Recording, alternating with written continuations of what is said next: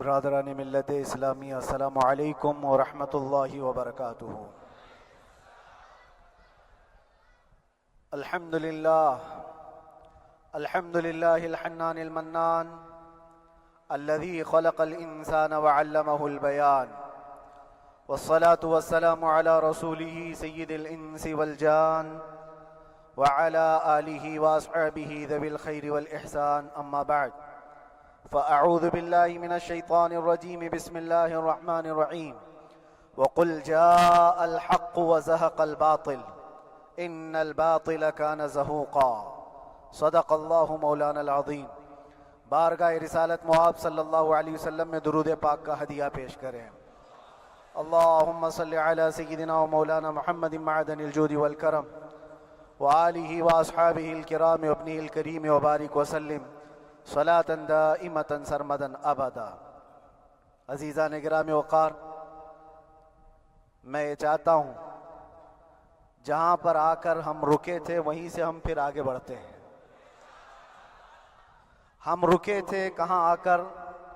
کچھ دیر کی خاموشی ہے، اس کے بعد ہم آگے بڑھتے ہیں، اس لیے کہ مجھے کوئی شعر اب یاد کرانے کی ضرورت نہیں اور نہ ہی کسی کے سامنے کچھ بولنے کی ضرورت ہے۔ حالات تو ایسے تھے کہ جو نان مسلم تھے وہ بھی ہمیں جیل میں دیکھ کر یہی کہتے تھے کہ آپ ہی نے کہا یہ فلاں بات۔ ہم نے کہا اللہ تبارک و تعالیٰ نے تم کو بھی یاد کرا دیا۔ میرے عزیزو، ستیزہ کار رہا ہے ازل سے تا امروز، شرار بو لہبی سے چراغ مصطفی بھی۔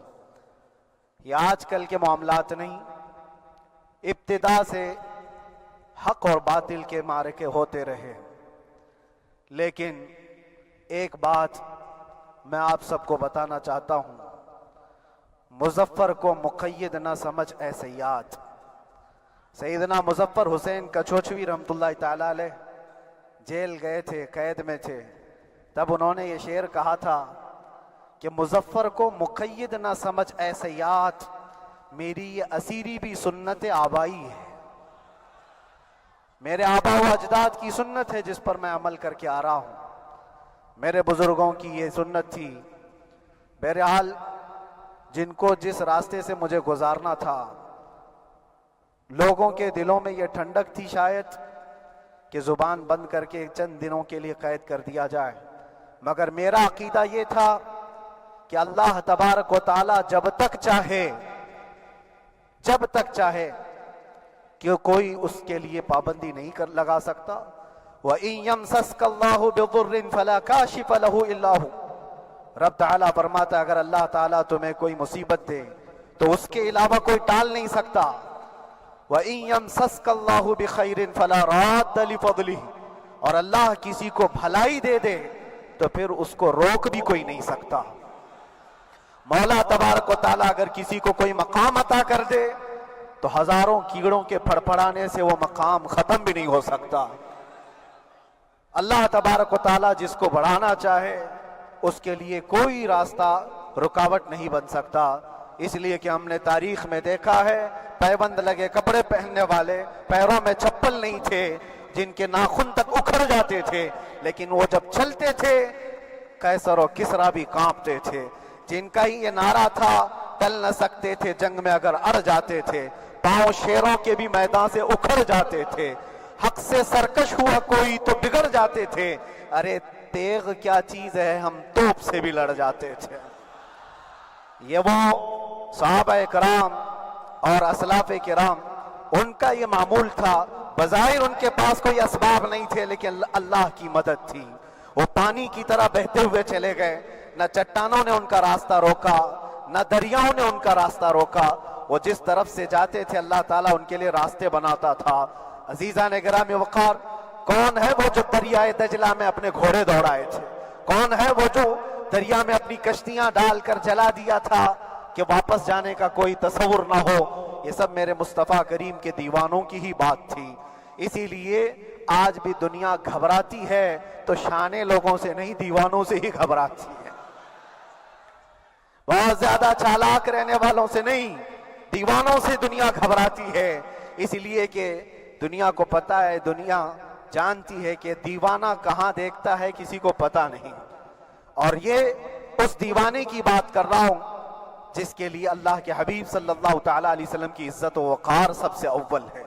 عزیزان گرامی وقار، آج آپ کے سامنے حاضر آیا، یہ میرے استاد گرامی، مربی، استاذ الاساتذہ، برادر گرامی حضرت العلامہ مفتی زبیر احمد صاحب قبلہ ادام اللہ اقبالہ، جنہوں نے دن رات ایک کر دیے تھے۔ میرے خیال سے 8 مہینے میں جتنے ان کے بال سفید ہوئے اس سے زیادہ نہیں ہوئے ہوں گے، صرف اس لیے نہیں کہ ایک بھائی کے لیے، اس لیے بھی لڑ رہے تھے کہ ایک عالم کے لیے جس سے دین کا بہت سارا حصہ وابستہ ہے۔ ان کی محنتیں رائگاں نہ گئیں۔ بہت سارے میرے احباب و اقربا، خاص طور پر مدن پورہ اور وکرولی سے، جنہوں نے اپنے گھر بار چھوڑ کر میرے لیے دوڑتے بھاگتے رہے، اللہ رب العزت اس بات کا شاہد ہے، ایک ایک دن اندر میں نے سب کے لیے دعائیں کی ہیں، اور ایسا نہیں کہ کوئی دن بھولا جاتا، اور باہر کی ہمیشہ یہ خبریں آتی رہتی ہیں کہ حالات کیسے کے کیسے ہوتے جا رہے ہیں۔ کبھی اگر گھبراہٹ اور بے چینی ہوتی تو میرے عزیزوں صرف ایک ہی بات ہمارے پاس تھی علاج کے لیے، ایک ہی علاج تھا۔ جب بے چینی بڑھ جاتی، اپنوں سے رابطہ نہیں ہو پاتا اور کسی کے خبر نہ پہنچتی، کھانے پینے کی تکلیفیں، رہنے سہنے کی مصیبتیں جب سر پر آتی تو ایک ہی علاج تھا، ان کے نثار کوئی کیسے ہی رنج میں ہو، ان کے نثار کوئی کیسے ہی رنج میں ہو، جب یاد آ گئے ہیں سب غم بھلا دیے ہیں، جب یاد آ گئے ہیں سب غم بھلا دیے ہیں۔ اس رسول محترم صلی اللہ تعالیٰ علیہ وسلم کا احسان عظیم ہے۔ بار بار مجھے یہ احساس ہوتا رہا، پوری دنیا اگر چھوڑ دے مگر یقین تھا آمنہ کا لال کبھی نہیں چھوڑے گا، اور چھوڑا بھی نہیں، اور چھوڑا بھی نہیں۔ ہر رات جو ہمارا معمول تھا ہم نے جو دیکھا، ہماری پچھلی زندگی میں ہم نے اتنے عجائبات نہیں دیکھے ہوں گے جو 8 مہینے کے اندر ہم نے دیکھے۔ نبی پاک صلی اللہ تعالیٰ علیہ وسلم کے انعامات و اکرامات، رب تبارک و تعالیٰ کی مدد سے دل مضبوط ہوتا ہے۔ عزیزان گرامی، ہم نے تو وہاں ایسے لوگوں کو دیکھا جو ڈپریشن کا شکار ہو کر کافر بھی ہو گئے، اور حالات سے گھبرا کر کے وہ انکار کر بیٹھے، کوئی خدا نہیں ہے، کوئی مدد نہیں آتی ہے۔ ایسے حالات وہاں دیکھے، لیکن ان حالات میں بھی اللہ تبارک و تعالیٰ کی مدد ساتھ رہی۔ رسول پاک صلی اللہ تعالیٰ علیہ وسلم کا انعام و اکرام یہ تھا کہ جس طرح سے گئے تھے اسی طرح سے واپس بھی آئے، جس طرح سے گئے تھے ویسی واپس آئے، اور نہ میرے مصطفیٰ نے باہر میری عزت میں کمی کی، نہ اندر عزت میں کمی کی، کہیں پر بھی نہیں۔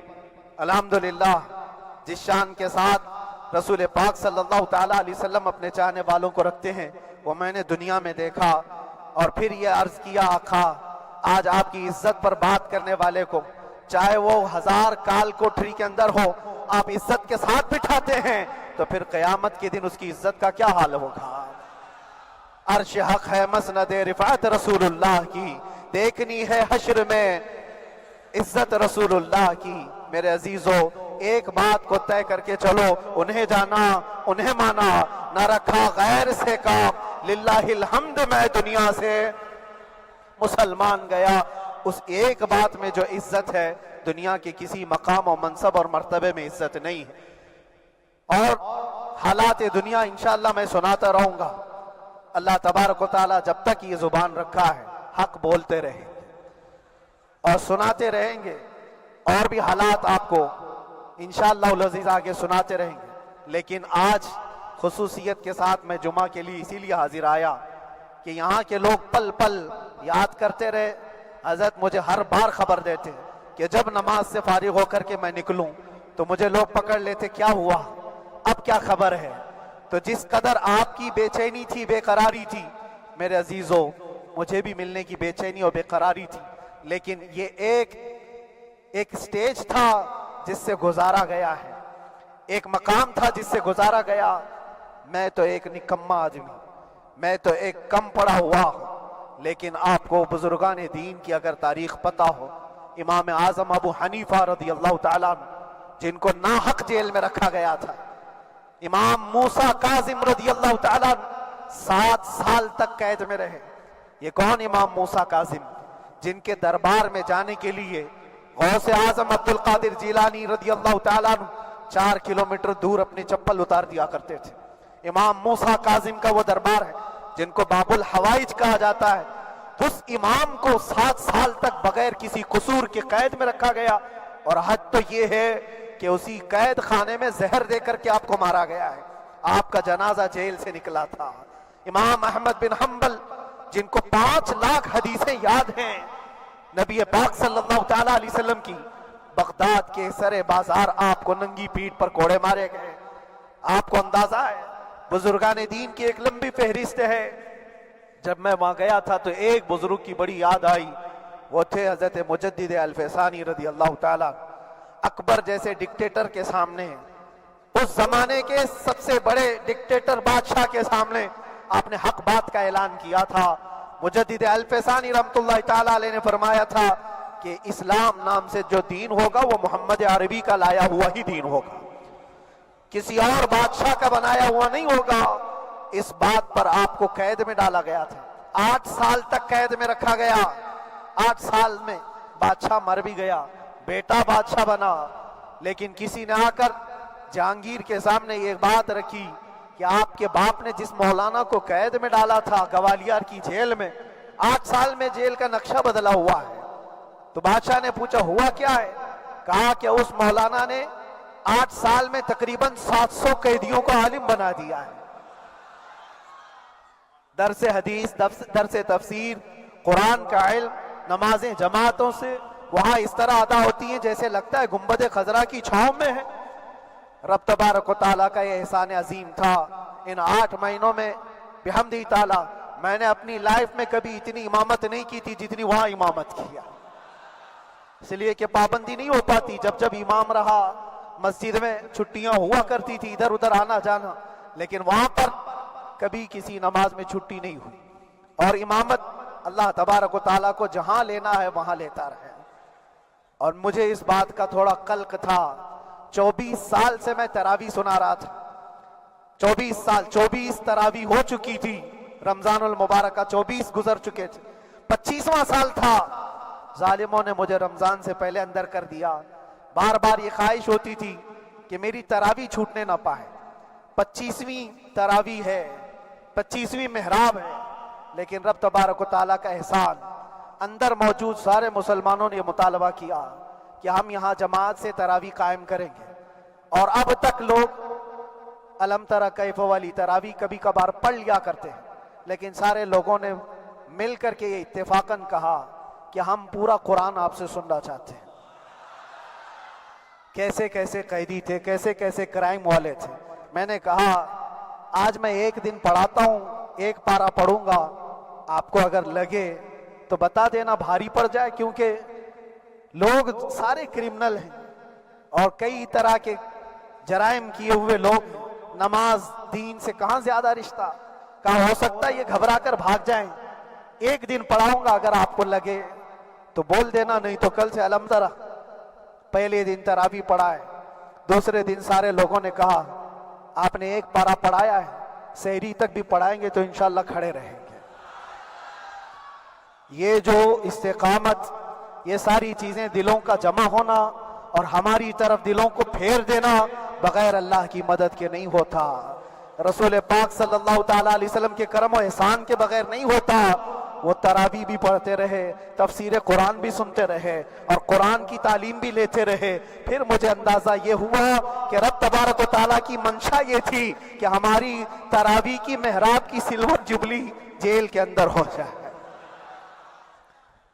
مجھے اس بات کا کوئی قلق نہیں رہا کہ میری کوئی چیز چھوٹ گئی ہے۔ ہاں، عید، بقرعید، محرم، یہ تمام چیزیں لوگوں کی یاد تو رہتی، رشتہ دار، احبا، اقربا کی یاد، لیکن اللہ کی مرضی، میرا رب تبارک و تعالیٰ جو پسند کرے اس میں ہم راضی ہیں۔ اگر مولا یہ چاہتا ہے کہ میں تنہا پڑھوں تو اس کی رضا میں ہم راضی ہیں، اگر وہ چاہتا ہے کہ مجمع ہزاروں میں ہم نماز ادا کریں تو اس کی مرضی پر ہم قائم ہیں۔ عزیزان گرامی وقار، صبر اور سکون کے ساتھ جو حالات گزرے اس میں سب سے بڑا کردار آپ سب کی دعاؤں کا ہے، سب کی دعاؤں کا۔ مشائخ، سارے پیران اعظام، تمام سلاسل کے اور ہر مسجد کے امام اپنے محراب اور منبر سے جو دعا کرتے رہے، یہ سارا ذخیرہ میرے لیے اتنا بڑا ہے جس کو میں بیان نہیں کر سکتا۔